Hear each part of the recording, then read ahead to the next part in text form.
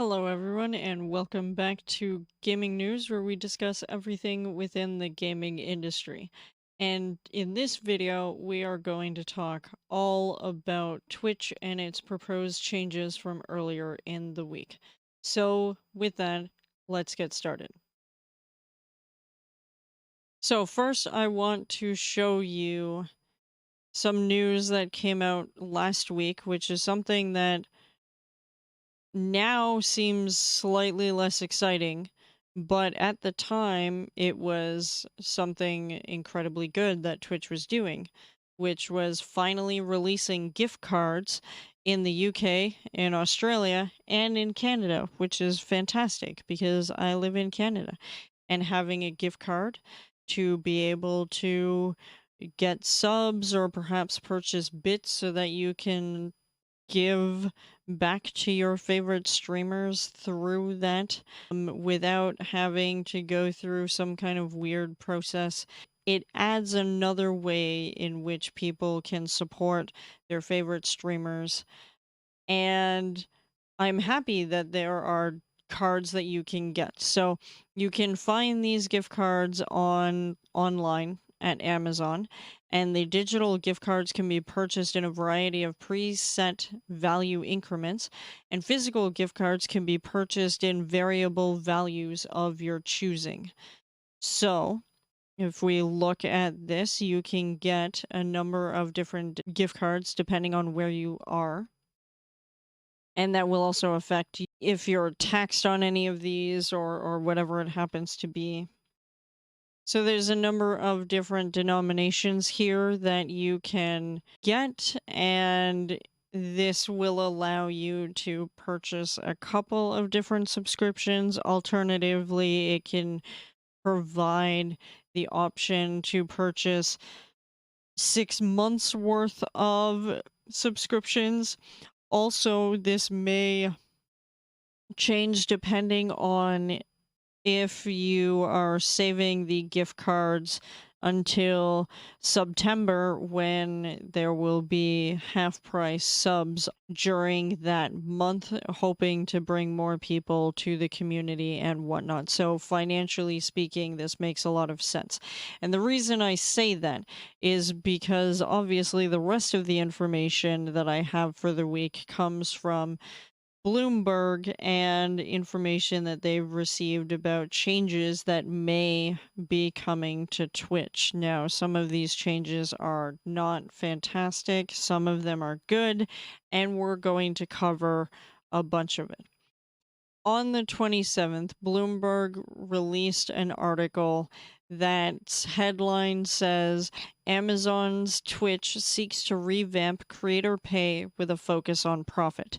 Now, I've heard from sources that people who are partnered who receive the 70-30 split barely provide a happy bottom line for Twitch, meaning that Twitch is actually losing more money with the partnership contracts that they already have in place, meaning that they need to find other ways to make money. Now, a lot of that comes from the push of people using ads more so that they can make more money to be able to provide the service that they provide. But they're also doing a number of other initiatives to try and fill the gap. Now, as far as we know, Amazon has allowed Twitch to do its own thing and to not step in, because you would think that Amazon, being the giant that it is, making money hand over fist through its store, its online store, that Twitch would be fine, but in reality, Twitch is still struggling to keep itself afloat. So they proposed a number of different ideas, and this was widespread through the article and then through Twitter, and I have it open right here. And it starts with Twitch, the Amazon.com Inc. owned live streaming website, is weighing changes to how it pays top talent, said people familiar with the planning, an effort that would boost its profits but would also risk alienating some of its biggest stars. So, one of the things they propose is running more ads, which, as we know, creators are not really that incentivized to run ads. Two, they're proposing reducing a portion of the subscription fees for partnered streamers. So affiliates are remaining at the 50-50 split, but partners are not going to stay at the 70-30. They've talked about how some of these changes, it sounds like they're going to implement some of them by as soon as this summer, which is really fast approaching. And with partnerships, they're thinking about dropping the percentage from 70 to 50%, basically making them on par with affiliate streamers. Now, you might be wondering why they would do that. And there's a number of theories that I have that other people may have, other than being able to profit finally and be able to provide more things for their creators, which they're going to have to do at some point. By dropping partners to 50%, it allows them to be able to increase their revenue, but it also means that partners aren't totally going to, like, they're going to be financially hit, absolutely, but they also still have access to bounties. Partnered streamers, a lot of them have a number of sponsorships. They have other places with which they make revenue, and it will be a lifestyle change. And if Twitch drops the bomb on them too quickly, that a lot of these partnered streamers may end up being screwed over, because the problem is that when you're partnered with Twitch, or even if you're an affiliate with Twitch, you are not able to stream the same content on other platforms. I would not be able to simultaneously stream to YouTube and Facebook and wherever else at the same time that I'm streaming to Twitch, because it's in the contract prohibiting you from doing that. And the same is true with partners.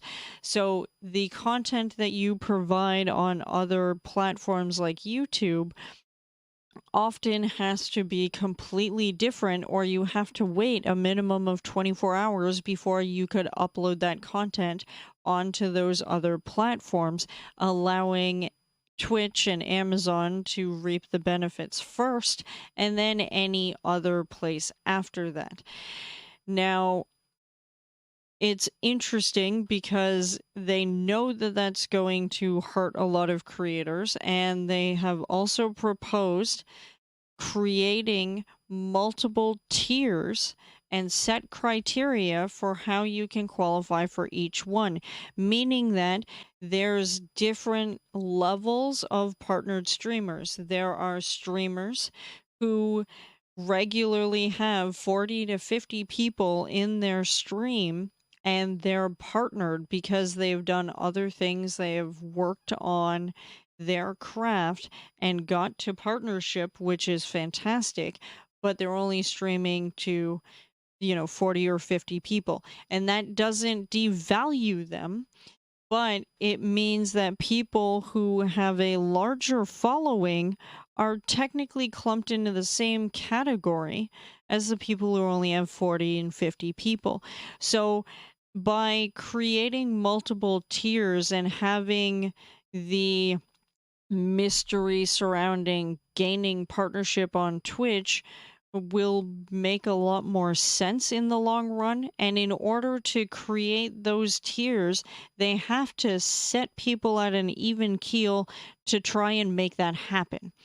I'm not saying it's a great way of doing it, but it is one way of doing it, of resetting the bar and letting that evolve into something that will be more beneficial for creators down the line. And the other thing that they said is in exchange for taking this cut, they are thinking about dropping the exclusivity restrictions, which is huge. Often, people will look at YouTube content and go, oh, hey, you stream to Twitch. I'm going to go follow you there.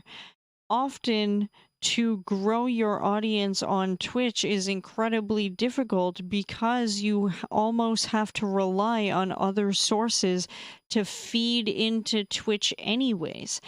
And in order to make sure that they're not completely screwing over their creators, they're looking for ways to make it possible for people to continue to have the quality of living that they had before while Twitch is figuring out how they're going to structure this system. Now, I don't know if any of these things are true. I do not know if this is what they are thinking, but it is certainly something that would make a lot of sense if that is the way that they decide to go.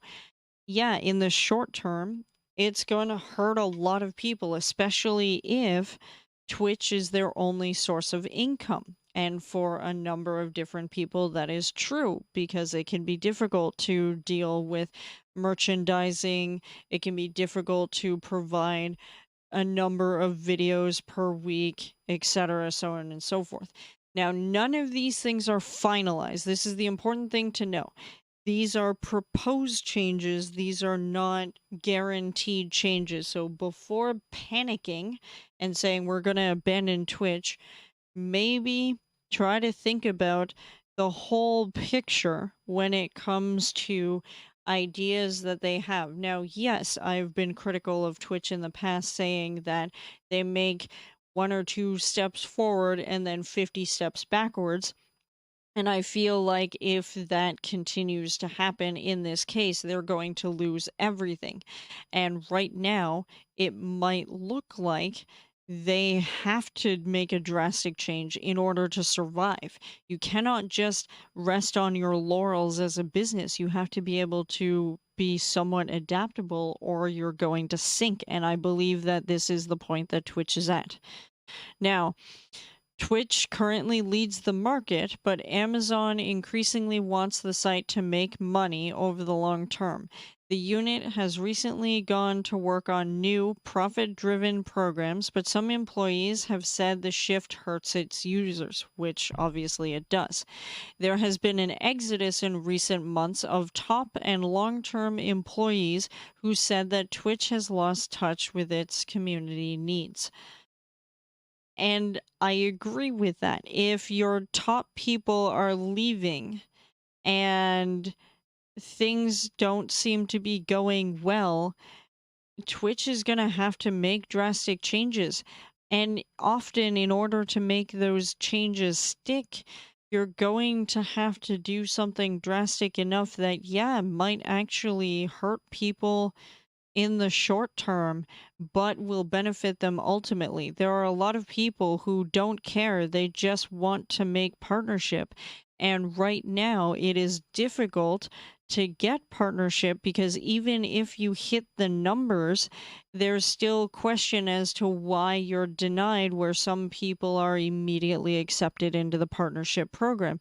And sometimes people are accepted into the partnership program having less numbers than other people. And I'm not talking about the ones that are botting, I'm talking about legitimate people who have legitimate communities. There can be a very big mystery surrounding partnership. And if there are tiers that you can work through to allow a easier progression to reach that partnership status that you're looking for, then Twitch has a better understanding of doing things, right? So I don't necessarily see this as a bad thing. They're proposed changes, they're not set in stone. We haven't seen everything that will come out of this particular situation, but I have a couple of more articles here. So, as of now, most Twitch partners are not allowed to stream content on other platforms, or at the very least, cannot dual stream their content on another platform at the same time, which we have covered. But also that streamers on Twitch can monetize their content through subscriptions and advertisements if they become either an affiliate or a partner on the platform. Both statuses require meeting certain criteria, though the requirements for being a partner are the most stringent of the two. Partners receive a host of different perks and become verified on Twitch, which is another sort of important thing to go with this, where you're you kind of have status. If partnered streamers come into your stream, you feel like you're making it, that you're making an impression, that there is hope, that you've garnered the attention of internet celebrities to come into your stream, and that's kind of a big deal. It doesn't just come with the bounties and the additional perks. It comes with a bit of a status, and we don't know what is going to happen with that. But I also wanted to call attention to an article that was released back in January that I thought was interesting, that maybe would put some stuff into perspective, assuming that everything in this article is properly sourced, because I'm not 100% certain. But this is from Dexerto, which I generally do not go to. A former Twitch employee explains why a sub revenue split won't change. And it's interesting because right now, obviously, you have a 50-50 split when it comes to revenue. So we only get $2.50 out of the $5. The current 50% model is crazy. And the change to revenue split between streamers and lower payout minimums it actually became the most supported idea on user voice. So there is a person who tweeted about this situation saying this is why Twitch can't pay streamers more money.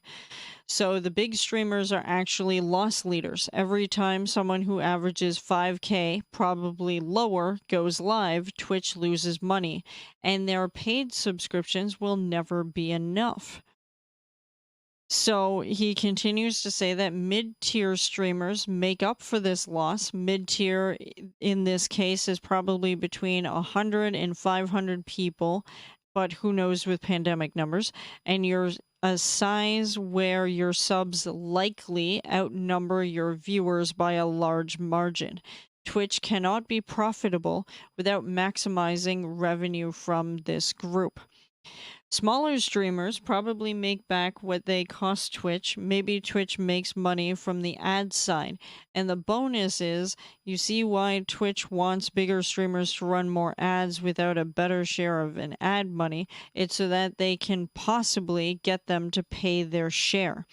Because obviously it takes a lot to maintain the servers. It takes a lot to be able to keep up with the updates and technology. They obviously have a restriction in terms of video quality that you can stream to. And you're looking at, not only are partnered streamers able to get 70, 80, 90%, but you're also looking at they have access to the bounty board, meaning that in some cases they're paying more money in order to provide that extra stuff. They have the bit system, which they have to be able to maintain, and who knows how the taxation works on that. They've also changed how much you make per subscription depending on what country you're in to align with your current cost of living adjustment. So the question is, why do streamers, cost Twitch money? And he noted that it costs money to host. The Prime subs aren't free. When a viewer uses a Prime subscription, they are making Twitch give streamers money from their own pocket, as well as it costs the platform money to provide its viewers with video. It costs more when a streamer can output better quality video. Um, he states that Twitch doesn't offer 4K not because it isn't capable of doing it, but because it would cost much more money to provide that service. So then you're looking at how can you regulate this so that Twitch can still make enough money to move forward and still be true to your partnered streamers. He's talking about suggesting that they adopt a progressive taxation of larger streamers. Mid-sized streamers may be able to reap the benefits, but larger streamers would earn less revenue per sub. However, there is a way better way to support streamers on the viewer's end. Bits are a much more efficient way of donating to a streamer. Instead of a 50% cut, Twitch takes less than 30% of the money viewers spend on bits. So you look at other replicating of platforms in order to pay its people, and I'm sure that YouTube has a number of interesting issues as well because they have a lot more people who are making a good amount of money through YouTube as well. It depends on a number of different things, like their latency. They didn't have the same type of viewership or anything like that, so the people who started on the platform were certainly in a better situation to make money. Also, it's not live content often. You can do pre-recorded video that will allow you to place ads accordingly or have ads not really disrupt what is going on. And even streaming through YouTube is a little bit better. So there is potential here for Twitch to do things that would be better where it wouldn't change like the sub split overall, but I don't know. There's a lot of things going on with this situation. And while I've rambled on a lot about that and clarifying things, Twitch, I believe, is trying to do a lot of good things here. And they're making a couple of other changes. So not only are they providing gift cards, but they have also released a blog post talking about improving the clarity of their sexual content policy. Now, that is huge because other people have gone through the laundry list of changes and explanation of what is allowable and not allowable. There are better examples talking about what is allowable and not. And people have speculated as to maybe there is going to be a Twitch After Dark where they would need to provide clarity to this. And personally, I'm not a giant fan of this. I think that if Twitch decides to go the way of adult content, that they should actually have a different website for that and not do it directly on Twitch, but maybe have sort of like a subsidiary to it. And I believe that that would be a better way of handling the situation than hosting it on Twitch, where you might end up with a number of issues like requiring your users to provide ID to show that you are of legal age to go to those channels. So I'm curious to see what happens. I do not know if that is what the ultimate goal is here, but it does make me question a number of things because it seems like people are still pushing the envelope when it comes to what is acceptable and allowable for certain types of sexual content on the platform, where some people will be reprimanded and other people won't be. And we've often questioned certain particular streamers getting a free pass and not being banned for certain activities where other people would immediately get the axe. So I'm curious as to what happens moving forward, but know that there are updates to the content policy. And if you are using Twitch and if you do any type of cosplay, if you do any type of body painting, if you are doing IRL streams and you're close to a beach, like these terms are very important to take a look at. And the fact that they're clarifying what they mean for certain things is very important to know, and I highly suggest you go and take a look at the terms of service and see what the changes are because they are clearly important in those situations.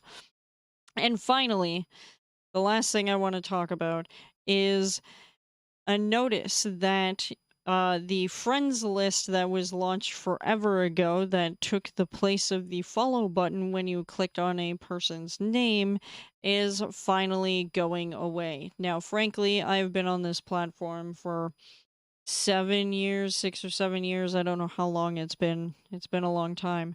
But the friends list was never a great implementation, in my opinion. There was no point. Most people connected through Skype way back in the day.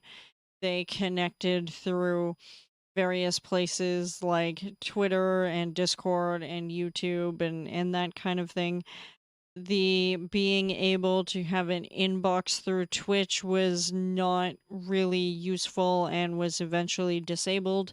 And the fact that the friends list is now going is not surprising to me. But the feature will be removed from mobile on May 16th and on Twitch, the website itself, on May 25th.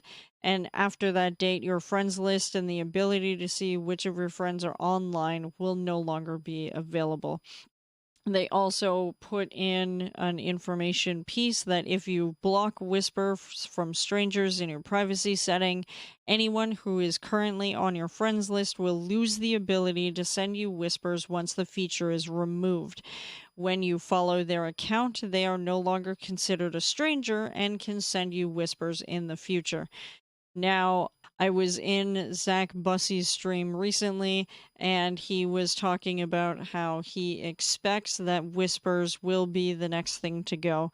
And in a way, I kind of agree with that. The moment that Whispers were implemented, I was a moderator of 50 plus streams, and I did not want to be harassed on the platform for banning people all the time or bullshit excuses.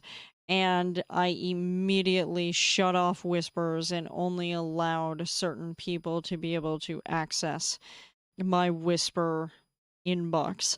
And I never really saw the value. There's been a handful of situations where whispering a person has been useful when they were testing the Prime Video streams. They also made it if you don't have Prime Video that you cannot speak in chat, which is unfortunate because there was no way to tell the streamer that I can see your stream, but because this isn't a thing in Canada yet, I can't tell you. And ultimately, I think I ended up dropping them a message in Discord because there was no way for me to even whisper the person to begin with. So I think that in the future, if they do decide to get rid of whispers, I will kind of be happy because then I don't have to worry about strange messages.